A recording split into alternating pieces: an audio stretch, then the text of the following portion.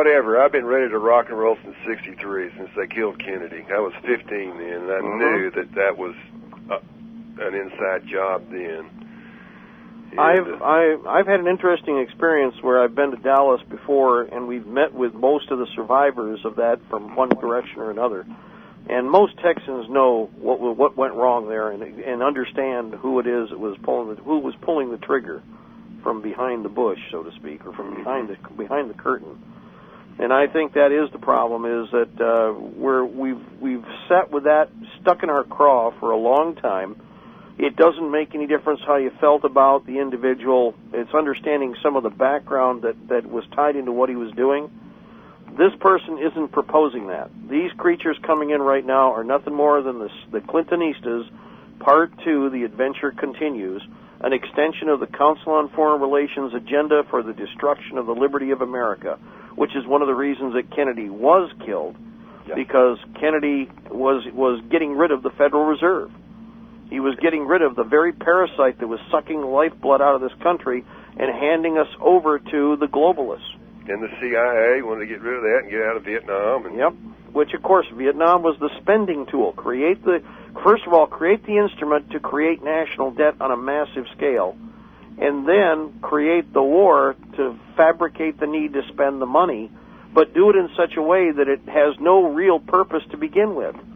In other words, 10 years' worth of spending life and limb and putting us into deeper and deeper debt to break the American people's wallet.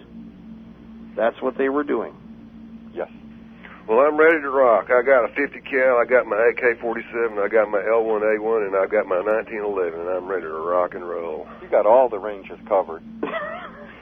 You know, that's the original song. Let me point something out real quick. I'm glad you went down through the list. How about this song? I got a shotgun, a rifle, and a country boy can survive. What's that third line? I got a shotgun and a rifle, that's right. The boy can survive. The original song. You know what? Look at how many versions of politically correct versions of that song.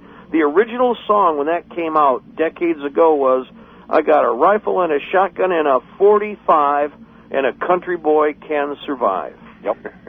And then they changed it because, after all, we're going to start taking things off the list. You notice they changed it to, I got a rifle and a shotgun and a four-wheel drive. Mm-hmm. Yeah, this is true. Well, the four-wheel drive's a given. That's over. That can be in the next verse. You know what I mean? Mm-hmm. So I like the original version of that song because it's more in line with, like Don said, you got all the ranges covered. Mm-hmm.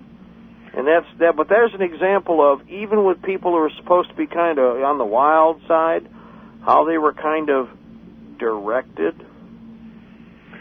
Well, this guy is full of rage right here. I've been full of rage since I was 15. Well, we're going to work on making sure we stay focused and make sure that energy is properly applied when the time comes. But you have the right idea. I am not a slave to anyone.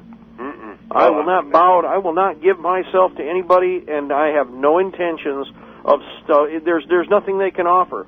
I've gone hungry. I can go hungry again. It's kind of like when somebody says, well, I'm going to fire you. Well, I was looking for a job when I came in here. Yep. Mm-hmm. You know what? I have my liberty first, and everything else is second to that, and again, above that, or parallel with that, I should say, is that we have, as free people, an obligation to protect and defend our liberty as a whole. And that is when you heard all this lip service, this is where it's all a big I told you so for all of us in the Patriot movement, because when George Will starts flapping his gums on a national program where I can show you all of his writings over a period of years, and supposedly he was for the Constitution and supposedly conservative, yuck. Hey, I haven't listened to those faggots I never listened to those faggots. They're all faggots as far as I'm concerned. They're butt-grabbing pooftas. George Will, George Strauchloff, or whatever his name is, and well, he's definitely a poofta. Just the whole, every one of them are all damn queers as far as I'm concerned, and everyone in Congress too. And I got another thing. And Ron Paul could have stood up in Congress and shut all this down, but he didn't do that. And that's another thing that's got me bugged about him too. Well, I will say this, and it's again, we did everything in our part to support the Ron Paul campaign. I did Possible. too. I gave money to get his campaign going and everything, and he's just another Mason, just like them all. Well, my problem is this: have you ever? And I'm going to point this out, and this is just what I'm got to air everything here. Although we all agreed to support in his campaign and promote him, and we did every hour we could on the air here. Every other way that we could, behind the scenes, in front of the scenes, everywhere, in every direction. We gave our person. Many people out there listening did too. But my problem is this: have you ever run track? Have you ever run in a race? Well, no, but have you ever watched a race run? Mm-hmm. Okay, let me ask you this: either you've run in a race or you've watched a race. When you're sitting there in the chocks, you're all pumped up, but you're into your own world. Mm-hmm. Now, when you get out of the chalk, boom, you're up and you're running, and you're getting your pace, and you're starting to get your breath, and you are running for you. You are in your world. Your world may also match up. In other words, you pace with the other guys that are running in that competition, and at a given point, you're going to kick in the calories you've got, and you're going to give your all.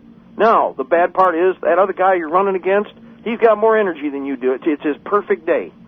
Does that mean that if you're number 2, number 3, or you end up in the back of the pack even, does that mean that at a given point you just go, the hell with it, and turn around and walk over in the grandstands and talk to the girls? You ever seen that in any race? Right, no, never have. If you're the last man in the race even, have you noticed that man will run his best for that minute, no matter what, to the end? Right. Yeah, now, here's my point on this. One of the things that we saw with Ron Paul, and I have a problem with all these characters, is everybody wants to cut it short. If you get into a race, which is exactly what they call this, you go the whole 9 yards. Yep. You run the best you can, but you don't quit. And again, in his case, you don't quit.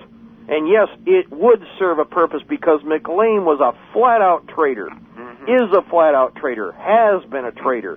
As these characters are all CFR, as far as like McLean, Osama Bama Ding Dong, Hillary the Hutt, all the nuts, okay?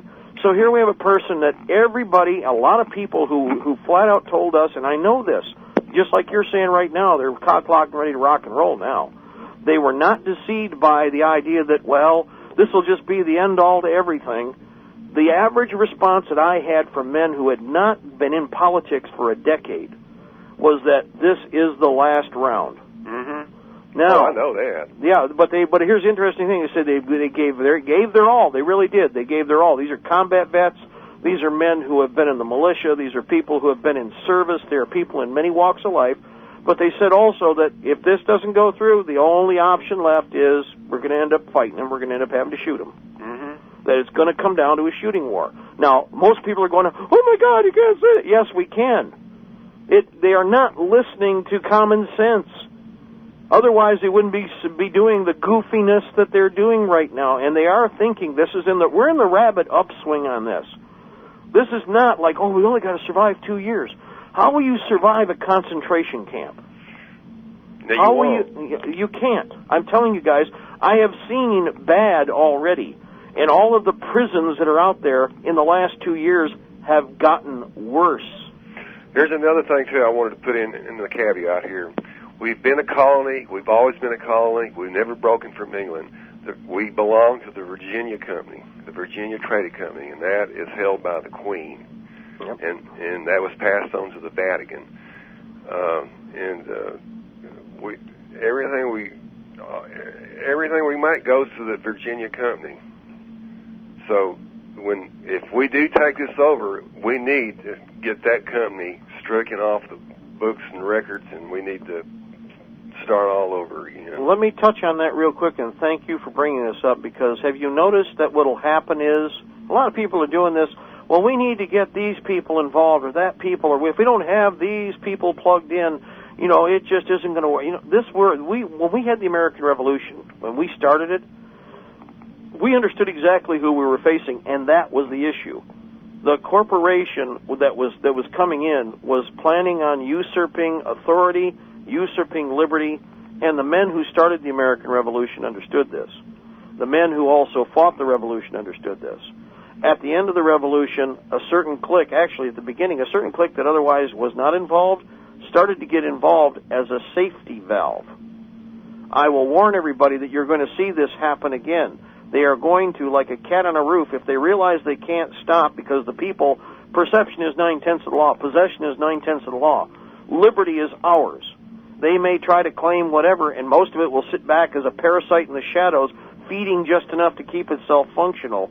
But at a given point, if it perceives that there's enough of a threat, it'll flip-flop. Part of it will flip-flop to become part of the next camp. You know what I mean? In other words, the parasite shifts a little bit and creates the us and them.